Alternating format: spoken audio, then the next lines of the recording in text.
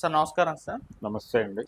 Sir pastor Praveen పగడాల మృతికి సంబంధించి పోలీసులు అయితే ఒక క్లారిటీ ఇచ్చేసారు. ఇది యాక్సిడెంటే, ప్రమాదమే అని చెప్పేసి వాళ్ళు క్లారిటీ ఇచ్చేసినా కూడా ఇంకా క్రైస్తవ సంఘాలు కొంతమంది మీడియా ముందుకొచ్చి మాట్లాడుతూ లేదు ఇది యాక్సిడెంట్ కాదు, పోలీసులు తప్పే చెప్తున్నారంటూ వాళ్ళ వర్షన్ మరోసారి వినిపించే ప్రయత్నం అయితే చేస్తున్నారు సార్. మరి ఎందుకు ఈ క్లారిటీ ఇచ్చినా కూడా అంటే వీళ్ళు తగ్గట్లేదు? వాళ్ళు గతంలో లాగా మాట్లాడటం లేదు గానీ, హ్మ్. అంటే పోలీస్ వెర్షన్‌ని వాళ్ళు ఆమోదిస్తున్నారు. హ్మ్. అయ్యా మేము మిమ్మల్ని కాంట్రడిక్ట్ చేయాలని మేము అనుకోవడం లేదు అని సబ్మిసివ్‌గా అణకువగానే హ్మ్. మాట్లాడుతూ మాకు కొన్ని సందేహాలున్నాయి. హ్మ్. ఏది? పోలీసు వారు దీన్ని నిర్ధారిస్తూ అంటే యాక్సిడెంట్‌గా నిర్ధారిస్తూ మొన్న జరిపినటువంటి ప్రెస్ మీటు, ఆ ప్రెస్ మీట్ సందర్భంగా వాళ్ళు ప్రపంచం ముందు ఉంచినటువంటి వీడియో ఫుటేజు, దాని తాలూకా వివరణలకి సంబంధించి మాకు కొన్ని సందేహాలున్నాయి. అవి కొంచెం నివృత్తి చేసేస్తే మేమింకా సద్దుమణిగిపోతాం. మీరు చెప్పిన దాంతో మేము విభేదించి మాట్లాడటం లేదు. కానీ కొన్ని సందేహాలు మిగిలిపోయాయి. ఆ మిగిలిపోయిన సందేహాలని మీరు ఆ రోజు క్లియర్ చేస్తారేమో అనుకుంటే క్లియర్ చేయలేదు. మేబీ ఓవర్లుక్ అయి ఉండొచ్చు గాక మీకు. కానీ బాధిత సమాజంగా మా దృష్టిలో ఉన్నటువంటి అనుమానాలు పూర్తిగా మీ ప్రెస్ మీట్ ద్వారానో మీరు చెప్పిన వివరాల నుంచో పూర్తిగా పక్కకి వెళ్ళిపోలేదు. ఇంకా 2, 3 మిగిలి ఉన్నాయి. వాటికి సంబంధించి కూడా మీరు వివరిస్తే మేము ఇంకా ఈ విషయంలో మాట్లాడము. అయితే ఇప్పటికీ కోర్టులు నిర్ధారించేసాయి. కోర్టు నిర్ధారించడం అంటే కోర్టు నిర్ధారించేసిన కొన్ని క్రైమ్స్ ఉన్నాయి. కోర్టులు కొట్టేసిన క్రైమ్స్, నిందితుల్ని వదిలేసిన క్రైమ్స్ కూడా ఉన్నాయి. అంత మాత్రం చేత క్రైమ్ జరగలేదు అనుకోలేం కదా అని మాట్లాడుతున్నారు. చుండూరు కేసుకు సంబంధించిన ప్రస్తావన చేశారు ఒక ఆయన, ఒక క్రైస్తవ మతానుయాయి. ఆయన యూట్యూబ్లో వీడియో పెట్టి చుండూరు కేసును ప్రస్తావిస్తూ ఆ కేసులో కింది కోర్టులో శిక్షలు పడ్డాయి కానీ పై కోర్టులో అందరినీ నిర్దోషులుగా ప్రకటించి వదిలిపెట్టేశారు. అంత మాత్రం చేత అక్కడ నేరం జరగలేదు అని అనుకోగలమా? చనిపోయిన వాళ్ళు ఆ మూటలు కట్టి ఆ దానిలో కాలువలో పారేయటము, ఈ సంఘటన లేదు, జరగలేదు అని అనగలమా? సంఘటన జరిగింది కానీ వారికి శిక్షలు పడలేదు. అంతవరకే చూడాలి. మేము కూడా దీన్ని ఇలాగే చూస్తున్నాం. అదే ఎలాగైతే దళితుల జీవితాల్లో ఒక చేదు జ్ఞాపకంగా మిగిలిపోయిందో అలాగే ఇది కూడా మా జీవితాల్లో ఒక చేదు జ్ఞాపకంగా మిగిలిపోతుంది. అలా మిగిలిపోకుండా చేయమని అడుగుతున్నాం అని చెప్పి చాలా వినయపూర్వకంగా వాళ్ళు ప్రాధాయపడుతూనే అడుగుతున్నారు. వాళ్ళు ప్రధానంగా రైజ్ చేస్తున్నటువంటి డౌట్స్ ఏంటంటే, ఆయన ఇంటి దగ్గర నుంచి మొదలుపెట్టి అక్కడ యాక్సిడెంట్ అయ్యి మరణించే వరకు మొత్తం టైం లైన్ మీదకి తీసుకొచ్చారు పోలీసు వారు. బాగానే ఉంది. కాకపోతే టైమ్స్కి సంబంధించి దారిలో ఆయన ఎక్కడ భోజనం చేసినట్టుగా లేదు. కేవలం అంటే 11ంటికి బయలుదేరాడు ఆయన, సాయంత్రం వరకు ఎక్కడ ఏమి తిన్నట్టుగా బిల్డింగులు కానీ మరొకటి కానీ లేవు. కేవలం మద్యం కొన్నవి మాత్రమే ఉన్నాయి. అలాగే ఆ మద్యంతో పాటు ఆయన ఇంకా కొనే మెటీరియల్ ఉంది కదా, దాంతోపాటు ఏవో స్నాక్స్ లేకపోతే కూల్ డ్రింక్స్ ఇవన్నీ వాడతారు కదా, అవి కొన్నట్టుగా ఎక్కడ ఏ వీడియోలోనూ దానికి సంబంధించిన ఫుటేజ్ లేదు.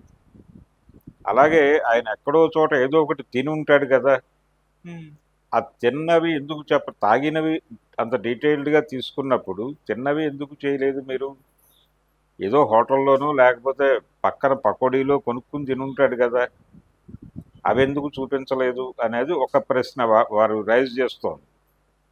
తర్వాత కొన్ని చెక్ పోస్టుల దగ్గర ఆయన ఎంట్రీకి ఎగ్జిట్కి మధ్యలో ఆ చూపించినటువంటి వీడియో ఫుటేజ్లో ఉన్నటువంటి టైమింగ్స్, అంటే అక్కడ టైం రోల్ అవుతూ ఉంటుంది కదా, దానిలో ఉన్నటువంటి ఇబ్బంది ముందు వెనక జరిగినాయి వీడియోలు.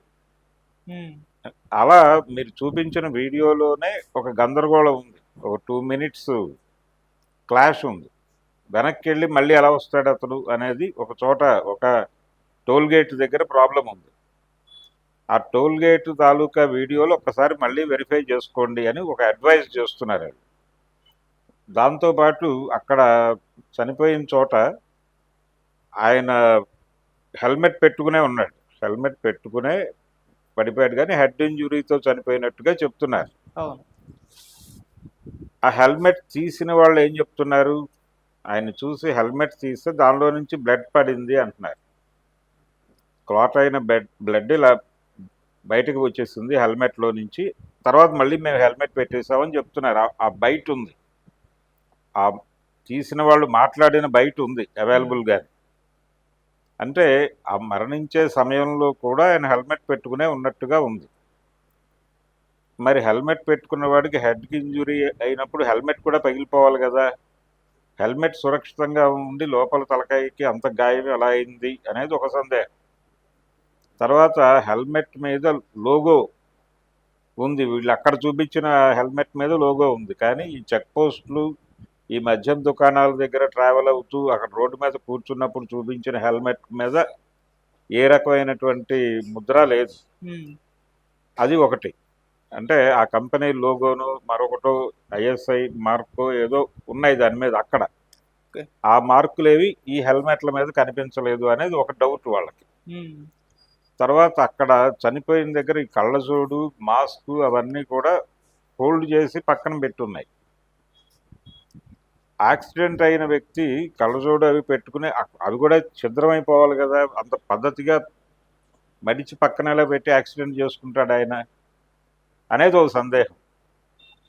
ఇలా ఇప్పటికీ స్టిల్ మాకు కొన్ని సందేహములు కలవు. వాటిని కూడా నివృత్తి చేసేస్తే, లేదు అసలు మాట్లాడటమే తప్పు అంటే మాట్లాడి ఒక కాన్ఫ్లిక్టో లేకపోతే ఒక కాంట్రడక్షనో తెచ్చుకోవాలని మేము అనుకోవడం లేదు. ఈ సమాజంతో మేము అలా గొడవ పడాలనే పద్ధతిలో ఆలోచించడం లేదు. కానీ ఈ సందేహాలు కలిగి ఉండటం అనేది తప్పేం కాదు కదా. అందుకని వీటిని మీ ముందు పెడుతున్నాము. కుదిరితే వీటికి కూడా సమాధానం చెప్పేయండి. మేము పూర్తి క్లారిటీతో ఈ విషయాన్ని మర్చిపోతాం. మా స్మృతి పథంలో ఇది ఒక చేదు జ్ఞాపకంగా ఉండటానికి ఏం చేయాలో అది చేయండి మాకు అని ప్రాధేయపడుతున్నాడు. ఆ ప్రాధేయపడటము ఇదంతా చూస్తుంటే ఇదే సమయంలో కౌంటర్గా అట్నుంచి హిందూ సమాజం నుంచి వస్తున్నటువంటి వీడియోలు, ఆ వీడియోల్లో ఏం మాట్లాడారు అనే దానికంటే కూడా వాళ్ళు పెడుతున్నటువంటి థంబ్నెయిల్స్ కొంచెం ఇబ్బందికరంగా ఉన్నాయి. అవేమిటి? తాగి యాక్సిడెంట్ చేసుకుని చనిపోతే మా మీద పడి ఏడుస్తారా అని ఒక థంబ్నెయిల్. ఇలాంటివి ఈ టైంలో పెట్టడం కరెక్ట్ కాదు. ఇది వాళ్ళ అభిప్రాయం కాదు. వాళ్ళు అక్కడ వరకే పరిమితం అయ్యారు, కానీ దాని ఎక్స్టెన్షన్లో నేను చెప్తున్నాను. అంటే పోలీసు వారు ఆ సందేహాలను నివృత్తి చేయాల్సిన బాధ్యత ఉంది. చేస్తే చేయకపోయినా పర్లేదు అంటున్నారు. చేయకపోయినా పర్వాలేదండి, కాకపోతే ఈ సందేహాలు ఉన్నాయనే విషయం ప్రపంచం ముందు పెడుతున్నాం మేము అని మాత్రమే సబ్మెసివ్గానే చెప్తున్నారు వాళ్ళు. వాళ్ళతో మనకి ఇబ్బంది ఏం లేదు. అది పక్కన పెట్టేస్తే రెండో వైపు గొడవ నేను చెప్తున్నాను, నా పర్సనల్ ఒపీనియన్. నేను చూస్తుండగా, నేను ఫోన్ రొటేట్ చేస్తూ ఉండగా యూట్యూబ్లో నాకు కనిపించిన 2-3 థంబ్నెయిల్స్ నన్ను ఇబ్బంది పెట్టినాయి. ఇలాంటివి పెట్టకుండా ఉండటం మంచిదని నా ఉద్దేశం. అతను ఎలా చనిపోయాడు అనే విషయం పక్కన పెట్టేద్దాం, అసలు మర్చిపోవడం బెటర్. హిందూ సమాజం నుంచి ఇలాంటి రియాక్షన్స్ ఇవ్వటం ఈ సమయంలో సబబు కాదు. అతను తాగి మరణించాడా మరొకట అనేది అసలు, అంటే ఇటువైపు వీళ్ళ మీదకి కొన్ని ఆరోపణలు వచ్చాయి, రాలేదని నేను అంటలేదు. రావడానికి ఒక ప్రాతిపదిక ఉంది, ఒక పునాది ఉంది. ఆ పునాది ఆధారంగానే ఆరోపణలు వచ్చాయి. దాన్ని అక్కడితో ఆపేయండి. ఆ విమర్శలు వచ్చినప్పుడు వీళ్ళు కౌంటర్ ఇవ్వడానికి ప్రయత్నం చేయలేదు. ఆ టైంలో చాలా సెన్సిటివ్గానే వ్యవహరించారు. ఈవెన్ రాధా మనోహర్ దాస్ కూడా ఎక్కడ మాట్లాడలేదు, చాలా ఒబీడియంట్గానే వ్యవహరించాడు. ఇప్పుడు కూడా అలాగే వ్యవహరించాలంటున్నారు. ఇప్పుడు వాళ్ళకి ఆల్రెడీ గవర్నమెంట్ సమాధానం చెప్పేసింది, పోలీస్ డిపార్ట్మెంట్ ఇది జరిగిందని చెప్పేసి వాళ్ళు ఒక వీడియో ఫుటేజ్తో చేశారు. అయినప్పటికీ మాకు ఇంకో 2-3 సందేహాలు ఉన్నాయని వాళ్ళు అంటున్నారు. అది వాళ్ళు నివృత్తి చేస్తారా చేయరా వాళ్ళ కూడా. ఈ టైంలో వీళ్ళు ఇలాంటి వీడియోలు చేయటం అనేది మళ్ళీ కమ్యూనల్ హార్మనీని ఇబ్బంది పెట్టేది. ఇప్పుడు అట్నుంచి అలాగైతే క్రైస్తవ సమాజాన్ని మీరు ఏది మాట్లాడినా కమ్యూనల్ హార్మనీకి ఇబ్బంది అవుతుందని చెప్తున్నారు, వీళ్ళు మాట్లాడినా అదే జరుగుతుంది. బాధితులు వాళ్ళు, చనిపోయింది ఆ సమూహానికి సంబంధించిన వ్యక్తి.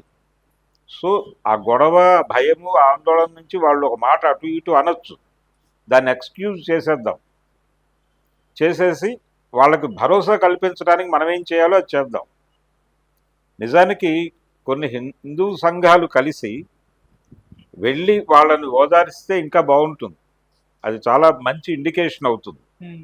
అలాగే ప్రభుత్వం కూడా నిజానికి ముఖ్యమంత్రి స్థాయిలో ఈ కేసును పద్ధతిగా చేయండి అని చెప్పారు చంద్రబాబు నాయుడు గారు అని మనకు వీడియోల్లో తెలుగుదేశం నాయకులు మాట్లాడారు. అది కాకుండా కూడా పేపర్లో ప్రకటనలు అవి వచ్చినాయి, వారి మీడియాలో కూడా ప్రసారమైనటువంటి వార్త అది. కాబట్టి నేనేమంటున్నానంటే వారైనా వీళ్ళని పిలిచి ఏదో జరిగింది, పోలీసు వారు క్లియర్ చేసేసారు, జరిగిన దానికి మేము కూడా బాధపడుతున్నాం అని చెప్పి ఒకసారి పిలిచి అధికారికంగా మాట్లాడి ఉంటే చాలా పద్ధతిగా ఉండుండేది. అది కూడా జరగల. అంటే కలెక్టర్ స్థాయిలో ఏమన్నా జరిగిందేమో నాకు తెలియదు, కానీ ఎక్కడ రిపోర్ట్ అయితే కాలేదు. అలా ప్రభుత్వము చేయాలి, అలాగే హైందవ సమాజం కూడా చెయ్యాలి. అది చేయకపోతే చేయకపోయారు పోనీ, ఇలాంటి కామెంట్స్ చేయకూడదు ఈ టైంలో. అందుకని సంయమనం పాటించడం అనేది అందరూ చేయాలి. వన్ సైడెడ్గా మీరు మాట్లాడితే దాడి చేస్తామన్న పద్ధతిలో, అంటే ప్రతి వాళ్ళు మేము గెలిచామన్న ఒక విజయోత్సాహంతో మాట్లాడుతున్నారు. మేము ఆ రోజే చెప్పాం, చూసారా అదే ప్రూవ్ అయింది అని చెప్పి పోలీసు వారి ప్రెస్ మీట్ ఆధారంగా రెచ్చిపోతున్నారు చాలామంది. ఆ రెచ్చిపోవడం ఇబ్బందికరం.